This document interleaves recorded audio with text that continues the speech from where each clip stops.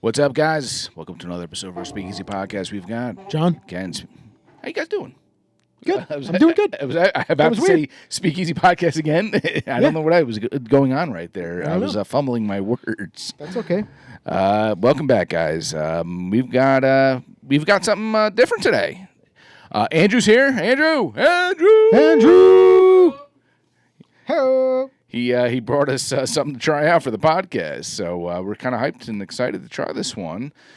This is Isaac Bowman Pioneer Spirits straight bourbon whiskey finished in port barrels. So I know they have different finishes for these some of these Bowmans, and this one's a port, coming in at 46% alcohol, 92 proof. Not a super boozy one. Nope. But I like some of the Bowman stuff. They've got so many different variations and everything with this, but coming in at Fredericksburg, Virginia. Did you know that? Virginia, yeah. I've been there many times. Yes. Have you? All right. Let's try this one. Pour it, or you're going to put it back? No, I'm just going to, it's just for show. That's all.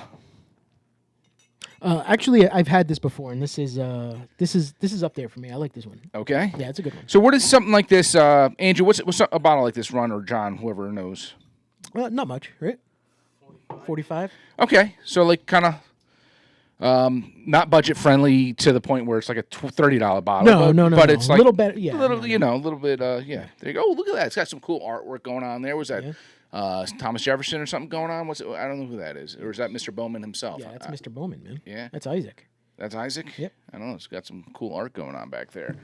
And somebody likes this. It's half gone. So I keep having conversations with people about wine finished whiskey and all this and all that, and I just had one the other day. I was talking to another bourbon guy at my buddy Chuck's son's christening, and we were talking about it, and he just kept bringing up a lot of bottles that were wine finished ones, and I kept saying, I was like, yeah, I'm not a big wine finished barrel guy.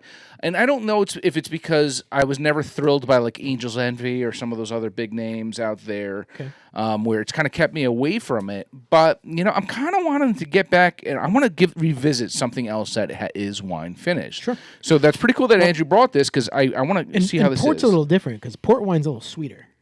Yes, ports. It's like a dessert wine. Yeah, when I think port, I think like the Portuguese with their Porto. Yeah, well, yeah. Yeah, right? it's kind of like it's the same stuff, right? Yeah, sweet wine. And that's what I'm thinking. Sweet dessert wine. So let's see if some of those sweet notes come through on this. Just judging by the color, I can see it's a little darker. I can see that not super viscous, but I could see that it's got nice color to it though. So I wonder if that has to do with it being finished in that wine barrel. Nose-wise, I'm getting a wine. I don't know if it's because it smells sweet. Yeah, I don't know if it's because I know it's finished in a wine, but I'm kind of getting that wine note. I'm getting kind of like a cranberry note on that. Okay. I'm getting a little brown sugar. Little brown sugar for John. I want some of your brown sugar. Again, that raisin, that grapey. So kind of like a dark dried fruit. Yeah. All right. Definitely smell the vanilla. You smell the bourbon in there. Yeah. You smell that vanilla bourbon in there. So I'm getting that nice fruity notes of wine though. Yeah. I can feel that. I wonder if that's going to translate in that taste. A little floral. Slight, yeah. Right. Yeah. All right. Maybe even like a slight like a cran apple. Okay. Kind of note. I don't know, something in there. But I'm getting more of that wine dominant note. So let's give it a whirl.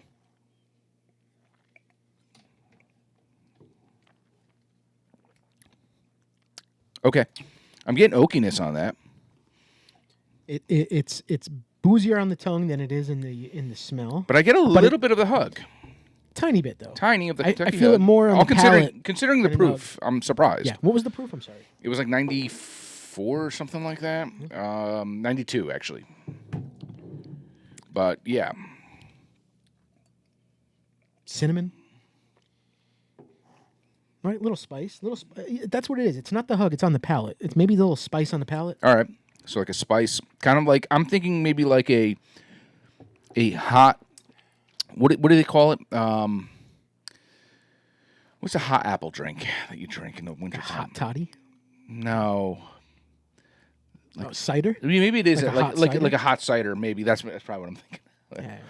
Yeah. Like a nice spiced mulled cider. That's it, mulled cider. Oh. You know, where you have the notes, a little bit of that notes of that spice that you're That bringing up, cinnamon hints of spice that or apple, nutmeg, I guess, yeah. yeah, something along those lines. And I am kind of getting that slight wine port, whatever finish, that grapey port, sweet port wine finish. Absolutely. Yeah, so they did a good job translating that, actually. Little oaky. Yeah, I think the oak is the first note I got. But let me see that finish.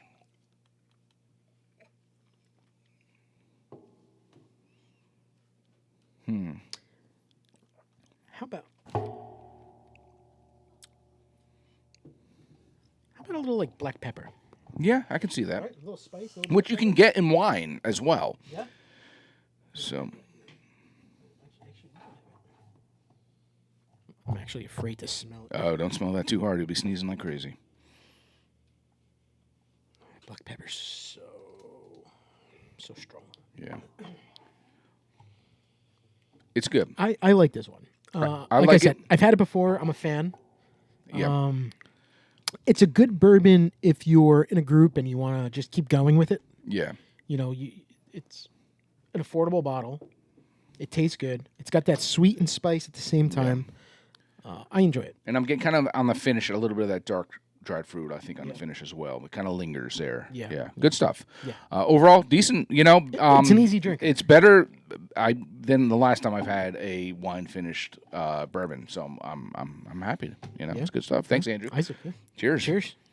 Yeah. Cheers to Isaac Bowman. Yeah. Cheers to Mr. Isaac Bowman. Bowman. Is he related to John Bowman? Yeah, I think they're all like. They're all the Bowman family? Yeah, it's the Bowmans. I think it's like there's a few. It's of like the O'Douls. them. Is that the O'Douls? No. Doyle rules. Oh, Doyles. Yeah, Doyles. Doyle rules. Bowman's rule. The car slips on the banana and starts spinning around. All right, let's get off this. Cheers. Yeah.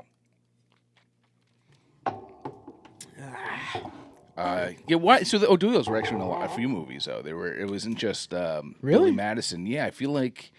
Remember Click. Next what? door, the kid with the remote control car. I only saw bits and pieces of Click. Yeah, I only saw bits and pieces. O'Doyles were in that as well. Yeah. Fucking O'Doyles. Doyle rules. Everybody knows an O'Doyle family, right? Yeah, we know which one was in our town. Ours in our Yeah. town. Yeah. I think we had a couple. Yeah, probably. Yeah. I think your father punched one of them in the face Yes. at one point. Yes, he did, actually. Knocked him out downstairs. Yep. Yeah. Yep. I remember you telling that story. Yes, sir. You know who you are. Yes, you know who you are, Mr. K. You're going to keep going? But yeah, here we are. Times change, man. Things change. Everything changes, you know. And you know what I'm ready for? what are you ready for? Another pandemic. I want that family time. Oh. Uh-oh. I want that family time.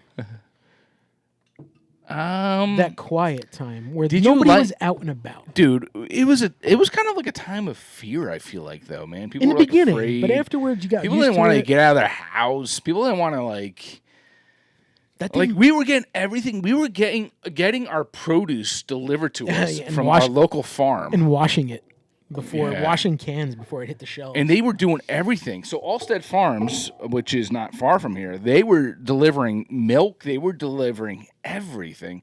And it was very they weren't it was just leave it at your door. You already paid ahead of time. Just leave it at the door. Just leave it at the door. Go, Walk run. away. Run. Don't walk, run. No, Oh, yeah. Remember, we had Lysol in the garage for all our packages. Yeah. It sounds so ridiculous. remember now. going to Stop and Shop or ShopRite and you can only go at a certain time, right? Like that's like the 80-year-olds have to go between 6 a.m. and 8 a.m. I know. And then you go and then you stick your head in. Yeah. If somebody was in the aisle, you went to the other aisle. And God forbid you forgot your mask at home because you were washing it or something. Shit! I forgot my mask. What am I gonna do? What am I gonna do? What am I gonna do? You walked in. I've actually walked into a store like this, I think, one time. Yeah. With my shirt over, just so that someone wouldn't say anything because I wasn't wearing my mask. I wasn't very fearful then, but I was more fearful for my parents because they were Yeah. old. And I remember them sitting in lawn chairs outside my house and talking them through the screen door. Yeah. And my dad going, "This is freaking ridiculous. Just let us in. And I'm like, no. I remember my brother got it first in our family, I think, and then my mom got it, I think, from them or something. I have it right now. Oh yeah, nice. Yeah. Well, I mean, I it's just came like back from a cruise. It's like a cold. Yeah. So and I remember it going. I'm like, I think my brother killed my mom. They're all gonna die. It was pretty nutty. It's pretty nutty. But you know what? I feel that even my kid, our kids. Remember, our kids had to wear masks in school because our kids are the same age. And they were little, right? So that was like screwy for them. Well, it's screwy because they were still at that age where they're kind of still getting the speech thing in check, you know, and you're not able to talk to your teachers and see their mouths, see certain things. Thankfully, I don't think it affected our kids at all necessarily. Maybe they were at an okay age where it didn't, because by the time they were hitting like their kindergarten and stuff, the masks were kind of... Yeah, I think it affects more of the older kids now. Yeah. Yeah, they're all retards now because they didn't get enough schooling. Am I allowed to say that? Not retards. Retards. Isn't that funny? I'm bringing it back. Yeah. Yeah, it's interesting what happened with that. And but I think, thankfully, I think my son, I think Andrew's kids, I think are okay. I'm assuming your kids, did they feel an impact on it? Because they're a little older, so. No, I think they're fine. Yeah, I think they're fine. The one thing I will say, though, that it did create, I feel like, for me, and a part of me is starting to admit this now, it did create a little bit more of social anxiety. Yeah. And I don't want to be in crowds anymore. I don't want to be near crowds. And I don't think, it's not because I'm afraid of COVID anymore. I just kind of got this mindset, though, that I just don't want to be around crowds. Yeah.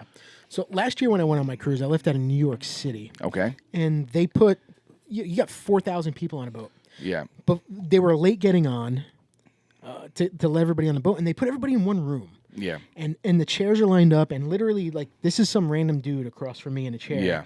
And he's just, and I told my wife, I was like, I'm sick before I even get on the freaking boat. I know. Like, I feel his cough going down my throat, and it's burning. Yeah. I'm like, I don't want to be around people. Yeah. And I think that's the thing that bothers me about people sometimes is that They don't there's have no common sense anymore. No, There's no common sense. They don't care. Yeah. You know, I keep bringing up the cruise because my last experience has been around 5,000 people. Yeah. You know, people, you know, picking their nose and you know, lady got a slice of pizza from the buffet, cheese got in her hand, and then went and like scooped something else. And I'm like, what are we doing? What are we doing? Nah, that's not good. No. And that's why I stay away from buffets. That's Holy the reason I crap. stay away from buffets. I'm like, this is why I get COVID You every got time I come back from all vacation. you need is some freaking little 5-year-old kid that is just touching everything, Shit under his touching everything. fingernails? Yeah, I know. He didn't wipe his ass right, and he's got shit on his fingernails, and before you know, you got pink eye. You know? Yeah, I stay away from that stuff. Yeah. But I find that lately, like, I don't know. Do you think is it a direct response from COVID and what we dealt with that, or do you think it's just our age now? Do you think after a certain age you start to develop more? So I was a lot more extroverted back in the day, and I find myself to be a lot more introverted now. Same. Yeah. I think it's both. Yeah. I think it's both. I think we, at this age, we're older now, right? So getting sick kind of sucks. Yeah. And, well, like you said, people they're not bright. Yeah. There's no common sense. And crowds are really just annoying. Yeah. They are. Crowds are annoying. And People are annoying. I'm not a people Do you person have to? anymore. Yeah. Do you have to mentally prepare before you hang out with a crowd of friends or anything of that sort? Oh, with a crowd of friends? Yeah.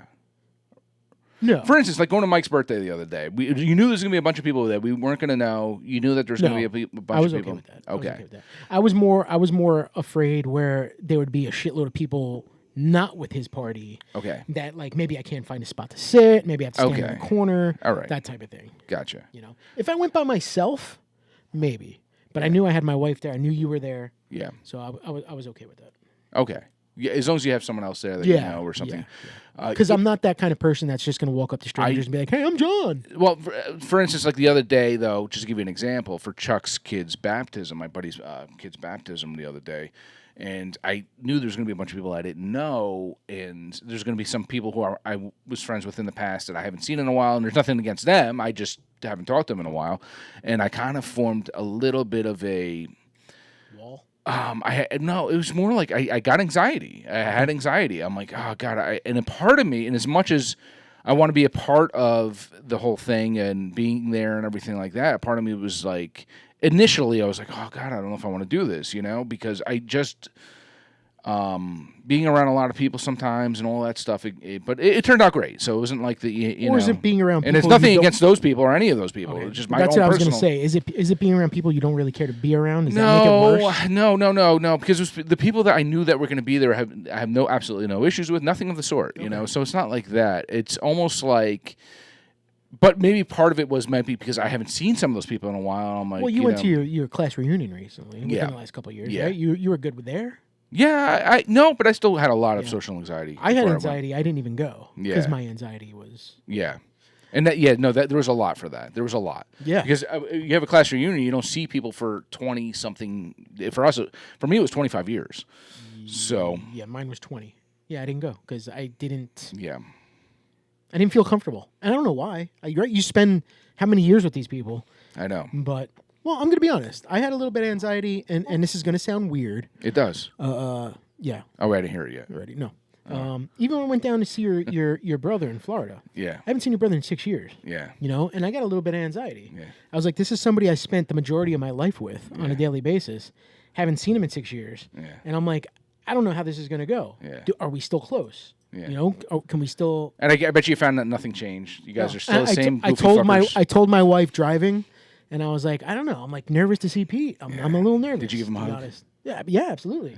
Yeah. But then within like 5 seconds, it was like nothing changed. You know what I mean? It was awesome. I know. And I wish I had more time because it felt rushed. Conversations felt like everything felt rushed. Maybe convince him to move up here, man. I would love to. Yeah. My hotel was 2 hours away from him, so yeah, that's tough. So we didn't get to spend enough time. But it makes me want to. I was telling my wife, like, I think I'm gonna try to get down there at least once a year because you can't go 6 years without seeing somebody you love, somebody you were close to. It can't happen. Yeah, well, I think he's coming up here. I think we picked up. Did he mention he was coming up here? Yeah. So we picked up right before we left off, and all it was catching up with each other. How's everything going up there? Like, tell me about everybody. Yeah. Yeah. Tell me about the town, Yeah, your kids. He's got to miss it. He's got to miss it. Yeah. Oh, my kids had great conversations with him. Yeah. Good. We all sat in the living room. Everyone's grown so much. Yeah. But yeah, I mean that's all part of it, though. And do you think? Yeah, I guess with age, it just sometimes you. I do think it's more right now age than that. It's definitely a mixture, but in our cases or my cases, it's definitely more age. I just don't. I don't have patience. Mm-hmm. I don't have patience for people on the road. I don't have patience for people ordering Wendy's in front of me because I'm just like, are you stupid? Yeah. Like, just You can say it again. I was going to say retarded. I told you I'm bringing it back. It's my new word. I'm bringing it back. He's bringing it. It's a politically correct now.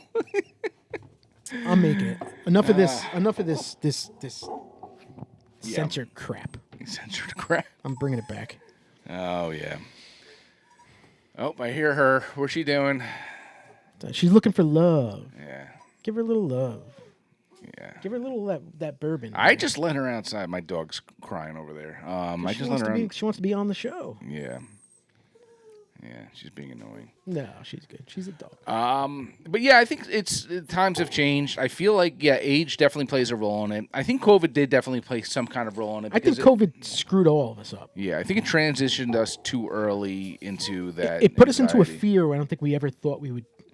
Go through. It made us question a lot of things. It made us wonder about a lot of things. I mean, it made us question a lot of things. Whether our government was even telling us the truth, whether this was a real thing, whether it was a fake thing. Did they poison us? Is this something that we're going to come back from? Yeah. So it did. It made us question a lot of stuff. Yeah. It's I'm just happy that we're out of it, and I hope we don't have another, contrary to John's comments. Well, I don't want people to die. I just liked having that quietness. That not everybody was. I think it's our area too, because like being in Florida, everything was laid back. You know what I mean? Other countries, everything was laid back. With my Here, and my money and my money. Yeah, everything is just rush. Everybody's on top of each other, top of each other. Yeah. And I'm sick of that. Gotcha. You're here out in the country, so you're not. How much alcohol were you drinking during COVID? Oh man, I think I kept Brick City in business by myself. We were, and I wasn't into bourbon then. Yeah, it was all beer, dude. Yeah, I must have gained 75 pounds just drinking beer, dude. We were going through a keg in this a 6 still keg though, not like a full. A 6 still keg every month here out of the kegerator. I've had this beer in here now, the current one, which is a great beer. Is that lunch? Main lunch. It's still in there for about a year and a half. That's probably getting spoiled now. And you fed that to me? Ugh. And that goes to show how much we were having during our time at home during the pandemic. We were just drinking every day, and it was just, and we were just, it was afternoon drinking and just into the night, and it was just, I think it was just because it was stressful. It was a stressful time, and I mean, 2017, I had my surgery. I lost like 120 pounds. I must have put 70 pounds of it back on during COVID. Because all we did was cook, and drink. That's it. Yeah, I'd go to Brick City and buy, a case. I remember seeing some friends that I hadn't seen in a while because of COVID, and I remember it was like seeing people that I haven't seen in ages. People I was like giving people hugs. I was like, we can touch again, it was pretty crazy all that time. Another interesting thing John had pointed out to me prior to this podcast, he was talking about the bourbon industry during this time. And how it because we were talking, you hear it from us right now where we're saying how much beer we were drinking, but bourbon as well. Bourbon as well. Well, not for me, but I think that was the start of the bourbon, the new bourbon boom. Yeah. I think bourbon took over the craft beer industry. Yeah. It was the big craft beer boom, pandemic hit, and then it was like the bourbon boom. Yeah. Everybody became bourbon experts. And the prices started to go up and up and up and up and up and up. And they started making more and more and more and more, bottling more and more and more and so more. What was the deal with that now? So what's going on now with this? So now, from what I'm reading, the bourbon boom is starting to turn into the bourbon bust because they're still producing all this fine liquid, but the prices are still sky high. Yeah. And another reason for that is, as much as, we love our president, he's starting these tariffs. Okay. Canada's not selling bourbon anymore. It's off those shelves. So there's a large majority of people not drinking it. And they're not selling as much. Gotcha. They're not selling as much. And with that, you would think all the prices would come down. Yeah. And they're really kind of not. Yeah. So now they're calling it the bourbon bust. But this is just from an article here. But that might be good for us average Joes who are looking to buy bourbon. They're going to drop the prices maybe? Eventually, the prices, they have to drop. Yeah. They have to. Yeah. I know.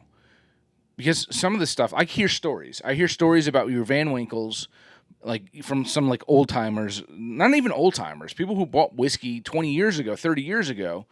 They're like, yeah, Van Winkle used to be on the shelf all the time. It was like, you always saw it on the shelf, Now you see those ones that were sitting on the shelf back in the 80s, 90s or whatever, and they're selling for $3,000, those ones that you were buying for $50 back in the day, or $30 or whatever it was, it wasn't a thing and back then. Bourbon wasn't as hot back then either. It wasn't as big a thing because, society goes through their ups and downs. They go through their choices and changes. There could be an era of gin. There could be an era of tequila. There could be an era of, and bourbon was always your dad's drink when or your granddad's drink. And so. And I'll show you a couple of things. So. You just gave me the a McKenna 10-year, and I had text you a picture. I saw it in store for $100, and you're like, dude, don't buy it from there. No, absolutely not. Everywhere else, it's like $50 or $60. And now, speaking of that Joseph Magnus, that cigar blend, I was in, only a month ago, I was in a store, and it was on the shelf for $300. Okay. I'm not paying $300 for that, and it's my favorite. Now you're saying it's up the block for like $145. That's half the price. Yeah. Oh, it's crazy. What are we doing? Are these stores still holding on to, because maybe I have 1 or 2 bottles left, maybe I can get it for it? No. Yeah. It's going to be sitting there, dude. Nobody's going to buy it for that price now. And I actually had taken a photo the other day, and here it is at $155. So basically half that price. Half the price. And Andrew just mentioned 3 weeks apart. That he saw for $145. $145. So get the camera. Let's go. We'll hop in the car. We'll do it live. We'll do it live right now. I know. We got to do a live buy. John's going to buy the bottle, or Andrew's going to buy the bottle from the store. And if we went live, I'll buy it right now. Yeah. You want to do it live? Take the camera with us. Well, you can do it on your phone. Oh, Man. oh, you want to go live? I meant recording while we go by it. Oh no, there's things. I'll go live. Three of us in there at least going. Yeah. Yeah. But yeah, I mean, like I said, the president's tariffs are kind of killing it. So now they're talking about. I read in the same article about Indian whiskey. Like maybe India might be a good market for whiskey and bourbon. I mean, you want this a curry or what? That was racist. Oh, wasn't? That was racist. That was worse than my retard. Oh, I'm sorry. But no, they're talking about like India, Asia. They're big into whiskeys. Okay. And India, I don't believe we have. Asia, I never heard of an Indian whiskey. I'm sorry. That's why I threw that in there. No, not an Indian whiskey. That bourbon might be becoming popular over in India. Oh, I think you were saying they're going to produce No. Because Canada refuses to put bourbon on their shelves now with the tariffs. They're saying that they might try to start trying a new market like India. All right. Because I don't believe there's crazy tariffs. India is like that country where, nobody bothers with them. They're not. All right. Okay. We might be sending our stuff to them. Yeah. To try to wherever it sells, I guess. Get They're going to this- do what's best for them, I guess, right? Yeah. I don't know. But there is... Indian whiskey. I think you were saying like it's going to be... I mean, I've never heard of an Indian whiskey before. What are they putting in it? But I know Japanese whiskey is a thing, though. Japanese whiskey is delicious. So Japanese whiskey, they were inspired by Scotch, I think. Though that was a big inspiration for them. They love Scotch over there, and they just kind of decided to start doing their own thing. I'm not a Scotch guy. Can't do Scotch. Love Japanese whiskey. It depends. Don't do Scotch. Some Scotch I'll do. I think you think you don't do Scotch, but you just haven't had enough Scotch to kind of feel the right way. It's like cocky. Cocky. But yeah. Yeah, just looking at it now. All right, tell me. Talk to me. Global trade tensions are creating a crisis for distillers across Kentucky and Tennessee. All right. The biggest, Kentucky and Tennessee are experiencing one of the biggest boom to bust cycles ever seen in the spirits industry. Mm-hmm. More severely than the cognac crisis of the 1980s, which I didn't know was a thing. Bourbon production... Cognac. Not cognac. Cognac. The Kentucky Distillers Association reports that bourbon production increased by 475% between 1999 and 2022. Okay. That's a lot. Yeah. And they have to produce a lot more. That means and bourbon's one of those funny things. You almost have to play psychic in a way, because when you're producing bourbons that aren't going to be ready in 10 years, 12 years, some of them, 6, even if it's 6 years, you don't know where the bourbon industry is going to be at in even 6 years. You don't know necessarily. So you're trying to produce something that you're like, oh, this is going to sell. But at the time you're producing it, you might be like, oh, this is going to sell for a lot of money. And then you're like, oh, wait, no. Then that's when we get into that bust. Right. It's an interesting industry, and it's a tough industry to get started in, because if you are someone that is a new distillery, you can't even sell whiskey unless you're sourcing it from MGP or one of these other places and creating your own blends. You can't even sell your own distillery whiskey for at least like 3 or 4 years. Yep. So you're sitting on it, basically, playing a waiting game the whole time. And with that point, this article says there's a distillery, Luca Mariano Distillery, who's launched in June, but has yet to produce a single bottle. Yeah. Because they have to sit on it. They're sitting at $34.5 million in debt, waiting for those bottles. That's a big risk. To be able to bottle. It's almost like, why sell. even bother? Why even bother? And then you get distilleries that aren't even distilleries necessarily. You get places like Penelope that all they do is source, and they're doing amazing with it. And Brown Forman, famous for Jack Daniels, said it was cutting 12% of its global workforce. Yeah. And sold its cooperage in a bid to cut costs, because the distribution is just... Jack Daniel's sales are down 6%. Yeah. That doesn't sound like a lot, but it is. Wild Turkey sales are down 8%. Yeah, I think this particular Old Forester 1924 10-year is Brown. I think it was Brown Forman. 1924, Owsley Brown took barrels of whiskey with different mash bills to a warehouse on Howard Street in Lawrenceville, Kentucky, and bottled it at the Old Forester, which is interesting there.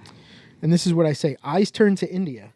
Little wonder that bourbon distillers are desperately seeking new markets. At India, India is the second largest whiskey market in the world. Yeah. Well, dude, they also have a population of 12 freaking billion. Yeah. So that kind of makes sense then. It's like all these Asian countries, their populations are gigundo. So they're going to have the highest. It's almost like given. Bourbon producers urge Trump to drop tariffs. Tariffs cost the alcohol industry $2 billion in sales. Yeah. So it's, bourbon faces a historic slowdown. It is. Hey, well, like I said, hopefully It's a cycle. Yeah, it's a cycle. I'm just depending. I don't know. They're not sourcing their corn, their grain, and anything from other countries, so I don't think that the tariffs are going to directly affect them in that sense. No, I think it's more of ingredients. They have to limit on how many bottles they're actually producing. That's what it basically is. Yeah. Yeah, Buffalo Trace. How much Buffalo Trace is coming out of that factory? Yeah. Maybe cut back a little bit. Yeah, but again, there's certain bottles that I can never find in the store, so maybe they shouldn't cut back a little bit. I can never find half the stuff in the store, so whatever, Interesting, though, and it's interesting to see how COVID played a role in that as well, and how that kind of people just became. And I wonder how people actually became alcoholics during COVID. 100%. Yeah. 100%. I'm sure. You mentioned about gaining weight during that time. Absolutely. I mentioned social anxieties during that time. Yeah. I'm sure there was a lot of domestic violence. Yeah, I think we learned a lot. I hope we learned a lot that we don't need to go as insane as we did, and with certain things. I mean, we could talk another stuff. We the last time we talked COVID, we had our show taken down. So yeah, we can keep going. We had one of our episodes removed because they say that we were saying certain things. Yeah, we were vaccine. Which we weren't. We weren't. We were just they, talking about. They stated that we were, but we said no, we weren't. Nope. I got vaccinated. I'll never get it again. I got vaccinated, so I don't know what they were talking about. So I grew a hand out of my ass after I got vaccinated. So YouTube. Yeah. But get us more viewers and we'll feel happier. Fix our algorithm. Fix our algorithm. 191 episodes in. Yeah, fix the fucking algorithm in YouTube. Yeah, get a math genius and fix us. Yeah. Yeah, I don't know what's going on there. Or I'm going to outsource to India. I know. We should Google add it to just India only. Yeah. India tube. Yeah. Anyways, let's wrap this one up. Isaac Bowman. Andrew, thanks again. Yeah, thanks for bringing this, man. I like this one. I'm rethinking my wine barrel finished bourbons now, man. Before we go, Andrew came over right after we filmed our previous one, which we did that Great Jones. Did you? Yeah. I saw you try it. Oh, did you try it? I did, yes. Very nice. Very nice. It's got a little bit of smokiness. Dark dried fruit. It's good, man. I like that one. Yeah. Not to shit on Isaac Bowman right now, but this was actually really good too, though. Thank you for bringing this. Yeah. And then when I leave, they're going to do like a little Bill Clinton, Monica Lewinsky cigar session. So, are we? Yeah. All right. Well, can I be? I just wanted to throw that. I've been dying to throw that in. Can I not be? Can I not be Monica? Awesome stuff. Yeah. Good. All jokes aside, let's finish this one up. Cheers. Cheers to you. Peace. All right.